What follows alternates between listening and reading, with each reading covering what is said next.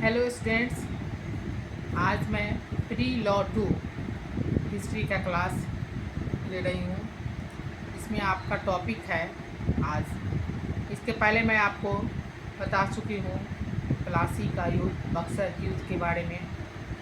और आज मैं आपको एक नया टॉपिक देने जा रही हूँ, बताने जा रही हूँ उसके बारे में। वह है हैदर अली। तो यह हैदर अली, राइज ऑफ हैदर अली, यानी हैदर अली का उत्कर्ष। तो हैदर अली कौन था, यह भी क्वेश्चन आता है। या हैदर अली मैसूर राज्य के प्रति उसकी सेवाओं और कार्यों का उल्लेख कीजिए, यह भी क्वेश्चन आता है। यानी हैदर अली कौन था, यह भी क्वेश्चन बहुत इम्पोर्टेंट क्वेश्चन है। तो हम इसके पहले वाले क्लास में भी आप लोग को बता चुकी हूँ कि कैसे अंग्रेज स्नेह धीरे धीरे भारत पर अपना शासन और कब्जा करना शुरू कर चुका था। तो इसके पहले हम प्लासी का युद्ध भी देखे, बक्सर का युद्ध भी देखे, और अब हम हैदर अली यानी मैसूर राज्य। तो मैसूर राज्य जो था वह इतना नेम फेम कैसे हुआ, वह आगे कैसे, किसके द्वारा हुआ। तो हम देखते हैं कि हैदर अली में क्या खासियत थी। तो उसमें अपनी सैनिक प्रतिभा उसमें इतनी थी कि अपनी सैनिक प्रतिभा के बल पर भी वह मैसूर राज्य के नाम को मैसूर राज्य जो था के नाम को भारत के इतिहास में बहुत ऊपर उठाया। और वह वहाँ का बहुत योद्धा कहा, उसको हम कहते हैं हैदर योद्धा वह था। कौन? हैदर अली। तो हम देखते हैं कि हैदर अली का जन्म कहाँ हुआ और कैसे वह मैसूर राज्य को एक योद्धा के रूप में, मैसूर राज्य के योद्धा के रूप में वह जानने लगा, लोग जानने लगा उसको। तो हम देखते हैं कि दक्षिण के मैसूर राज्य में एक जगह था बुंदीकोट नामक एक स्थान पर एक साधारण परिवार में 1721 यानी 1721 ईस्वी में हैदर अली का जन्म हुआ। हैदर अली का जन्म कब हुआ? 1721 ईस्वी में हुआ। उसके पूर्वज दिल्ली के एक जगह था, उसका नाम था गुलवर्गा नाम था, वहाँ आए थे उसके पूर्वज जो थे और कृषि करते थे वहाँ पे।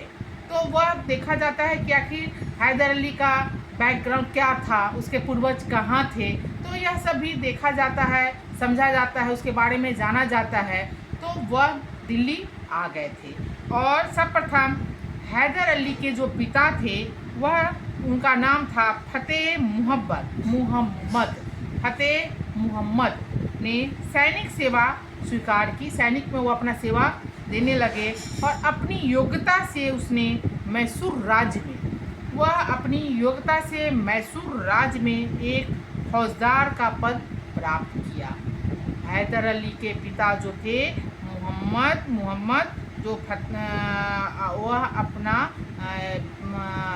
अपना योगदान दिए सैनिक में, और उसके बाद वह मैसूर राज्य में एक फौजदार का जो एक पद होता था उस पे वह अपना काम करना शुरू कर दिए और वह बुंदीकोट की जागीर प्राप्त की। और उसके बाद वह वहाँ के जागीर को प्राप्त किए। 1728 ईस्वी में फतेह मुहम्मद जो हैदर अली के पिता थे, उनकी क्या हो गई? अचानक मृत्यु हो गई।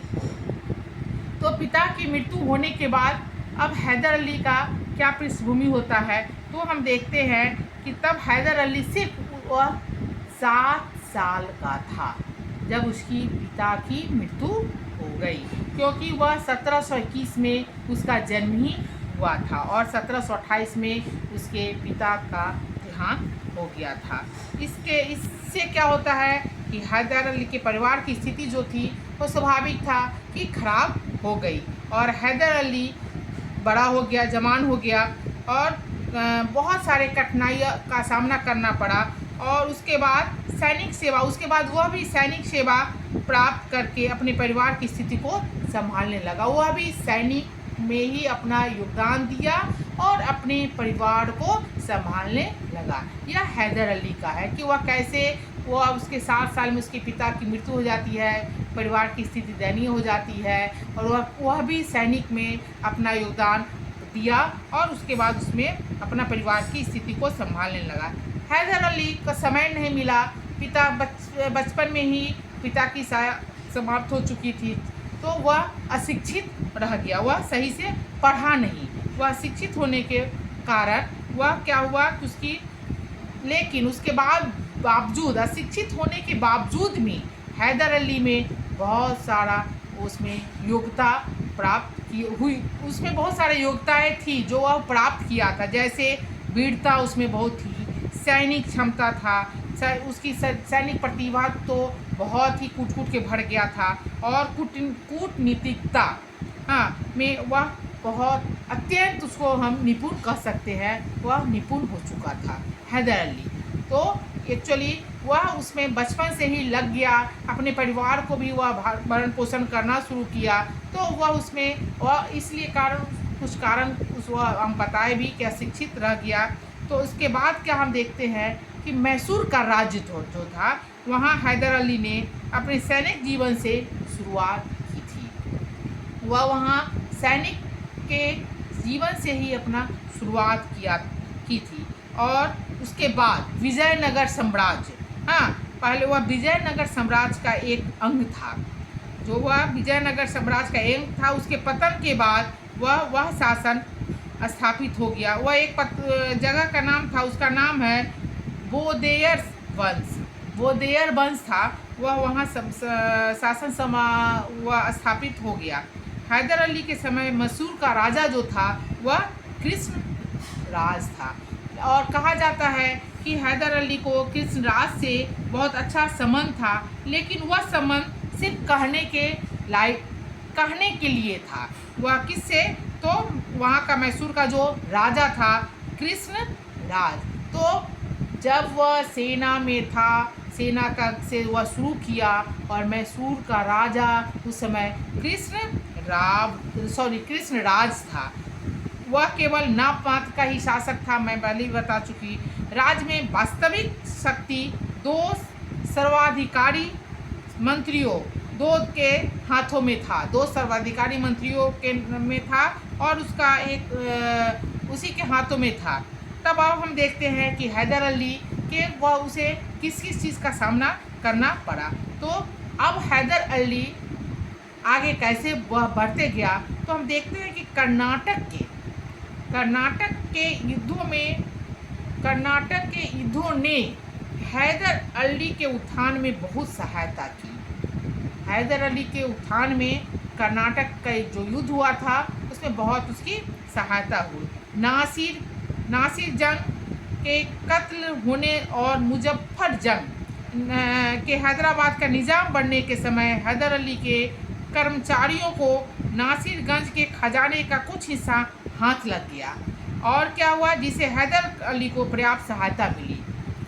जो वह एक खजाना में हाथ लग गया तो वह हाथ लगने पर उसको धन का प्राप्ति हो गया, हैदर अली को हो गया। अब उसके बाद हैदर अली की जो सैनिक दृष्टि थी वह योग्य था, उसकी सैनिक दृष्टि प्रबल हो माने योग्य था, उसको हम योग कर सकते हैं और इस कारण निरंतर उसके पद में वृद्धि होते गई, क्योंकि वह एक सैनिक में एक क्षमता थी उसमें। तो स्वाभाविक है कि राजा जो था तो उसको पद पर एक पद देते गया और वह उसमें आगे बढ़ते चला गया। अब हम देखते हैं कि फ्रांसीसियों, अब उसके बाद फिर देखते हैं कि फ्रांसीसियों के युद्ध के तरीकों को समझा हैदर अली। फ्रांसीसियों के युद्ध के तरीकों को हैदर अली ने समझा और उसने अपने सैनिकों को उसी प्रकार शिक्षा देना आरंभ किया। वह देखा फ्रांसीसियों के तरीका को, वह पहले भापा, देखा कि नहीं इसका जो यह तरीका जो है वो सटीक है, तो वह अपने सैनिकों में भी वही उसी तरह वह शुरुआत कर दिया। क्योंकि वह दिमाग का बहुत तेज था। अशिक्षा वह शिक्षित नहीं था, लेकिन उसके बावजूद भी उसे और गुण जो योग्यताएँ थी वह कूट-कूट के भरी हुई थी। तो उसे कैसे अपने को वह आगे बढ़ाते चला गया। क्यों हैदर अली का भारत स्वतंत्रता संग्राम, या उसे कहा जाता है कि हैदर अली का शासनकाल गोल्डन एज भी उस समय माना जाता है कि गोल्डन फेज था वह। तो इसमें कुछ तो उसमें बहुत सारी बहुत उसमें हैदर अली को हम देखते हैं कि हैदर अली में बहुत गुण था आगे बढ़ने का, उसमें अंदर से बहुत साहस थी, वह आगे बढ़ने का उसमें बहुत ज़्यादा हुनर था कि हम कैसे अपने को आगे बढ़ाएं। क्योंकि बचपन में ही उसे बहुत सारे घर की जिम्मेवारी, परिवार की जिम्मेवारी पड़ गया और उसको सोचने का शक्ति बढ़ना शुरू हो गया, कैसे हम आगे अपने आप को बढ़ाएं। तो वह देखा, फ्रांसीसियों से सीखा और अपने सैनिकों में उसको अपना लागू किया, आरंभ किया। तो अब देखते हैं कि नंदराज उसकी योग्यता से प्रभावित हुआ। नंदराज जो था वह प्रभावित हुआ और उसे साथ लेकर वह क्या आक्रमण करने के लिए चला, माने आक्रमण के लिए गया। वहाँ पर हैदर अली ने युद्ध का अनुभव प्राप्त किया और वहाँ पर जाकर वह युद्ध देखा कि युद्ध करने पर उसका अनुभव देखा कि कैसे युद्ध किया जाता है। और सौभाग्य से उसके हाथों में अंग्रेज़ों की कुछ तोपें भी आ गई। सब स्वाभाविक है। तो वह अंग्रेज की जो कुछ तोपें थी, तोप आप लोग जानते हैं उस समय लड़ाई में उसका किया जाता था, अभी भी है। तो वह तोप उसके हाथ में आ गई। अब वह सैनिक में था भी। तो अब हम देखते हैं कि वह कैसे कैसे आगे अपने आप को वह बढ़ाना शुरू करता है। तो फिर उसके बाद हम देखते हैं कि हैदर अली जो था, जिस समय हैदर अली मैसूर का अपने सेना का कार्यरत था, जिस समय वह कार्यरत था, उस समय मैसूर का राजा जो था, आप जानते ही है किस राव उसके साथ उसका मात्र नाम का था, वह कहने के लिए था, लेकिन कौन चलाता था, पूरा अधिकार किसका था। तो नंदराज कौन था, नंदीराज था, शासन प्रधानमंत्री नंदीराज था के हाथों में केंद्रित थे और कहने के लिए वहाँ का राजा था कौन, कृष्ण राव। तो हैदर अली के कई युद्धों ने अपनी सैनिक प्रतिभा दिखाने का अवसर मिला उसको। कितने युद्ध में वह गया और अपना प्रतिभा को दिखाया।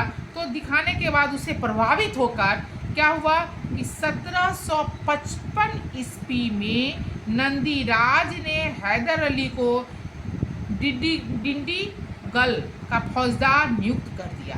उसके छवि को देखकर वह डिंडीगल का फौजदार नियुक्त कर दिया। इस पद पर रहकर उसने अपनी सैनिक शक्ति को आगे और बढ़ाते गया। और उसके बाद क्या किया, आसपास के जो भी ज़मीन था उसको वह क्या करता था, लूट कर धन एकत्रित करना अपना शुरू कर दिया, अपने को वह स्ट्रॉन्ग बनाना शुरू कर दिया।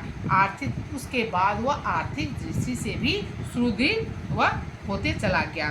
धीरे धीरे हैदर अली का प्रभाव जो है वह काफ़ी बढ़ने लगा। अब अपनी वह उसकी आंतरिक स्थिति भी बहुत सुदृढ़ हो गई। अब देखते हैं कि हैदर अली आगे फिर क्या करता है। तो 1760 ईस्वी उसने राज्य की शासन शक्ति को अपने अधिकार में कर लिया, 1716 में।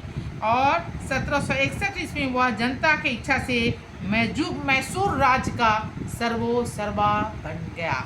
तो हम देखते हैं कि हैदर अली का जन्म कब हुआ था, तो आपको बताएं 1700 कहीं 21 है कहीं 22 है, लेकिन 1721 ईस्वी में उसका जन्म होता है। कैसे वह अपने को आगे बढ़ाता है, कैसे वह दिल्ली में उसके पूर्वज आके वहाँ पे रहना शुरू करते हैं, कैसे उसके पिता सैनिक में थे, कैसे पिता की मृत्यु हो जाती है, और वह अपनी कर्मठता से, अपनी योग्यता के बल पे, अपनी छवि से वह कैसे आगे बढ़ते बढ़ते धीरे धीरे बढ़ते हम देखते हैं कि 1761 ईस्वी में वह वहाँ की ऐसे नहीं कि ज़बरदस्ती, मैसूर के जनता की इच्छा से, जनता भी उसके काम से, उसकी शक्ति, सैनिक शक्ति की क्षमता से, जहाँ भी वह युद्ध करने गया वो उसको देखकर वह जनता भी उससे बहुत प्रसन्न हो गए थे और जनता की इच्छा से वह मैसूर का सर्वा बन गया। तो वह धीरे धीरे अपना छवि को आगे बढ़ाते हुए चला गया। तो हम देखते हैं कि हैदर अली का यह हमें कि राइज कैसे वह आगे राइज किया, कैसे हैदर अली। तो यह हैदर अली और टीपू सुल्तान, फिर टीपू सुल्तान के बारे में बताएंगे। अब हैदर अली के साथ तो फिर हम देखते हैं कि हैदर अली के साथ युद्ध भी होता है। तो प्रथम हम देखते हैं प्रथम आंग्ल मैसूर युद्ध, तो 1766 से 1766 से 69 का यह युद्ध कारण इसका बहुत इम्पोर्टेंट है कि कैसे अंग्रेज। तो प्रथम आंग्ल मैसूर युद्ध, जिसको मैं नेक्स्ट क्लास में बताऊंगी कि प्रथम आंग्ल मैसूर युद्ध क्या था, उसका क्या कारण हुआ।